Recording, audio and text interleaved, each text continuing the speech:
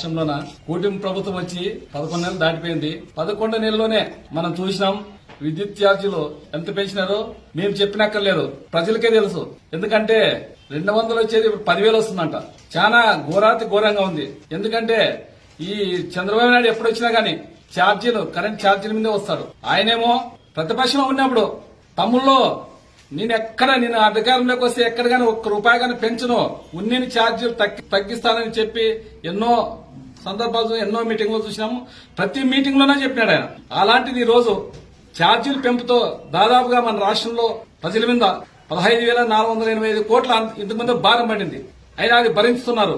ఇప్పుడు మళ్ళా కొత్తగా గత ప్రభుత్వం వైఎస్ జగన్మోహన్ రెడ్డి గారు సెకీ కంపెనీతోన 2.49 పైసలతోన అదే వాళ్లే వచ్చి ఆ కంపెనీ వల్ల వచ్చి అది కేంద్ర ప్రభుత్వం ద్వారా ఆయన సొంతంగా కేంద్ర ప్రభుత్వం ద్వారా వచ్చి సెకీ కంపెనీతో అంటే మేము ఈ రేటుకి ఇస్తాం అని ఆ కంపెనీ వాళ్ళు వచ్చి మన రాష్ట్రానికి 2.49 పైసలతోన 25 సంవత్సరాలు ఒప్పందం కుదుర్చుకున్నారు.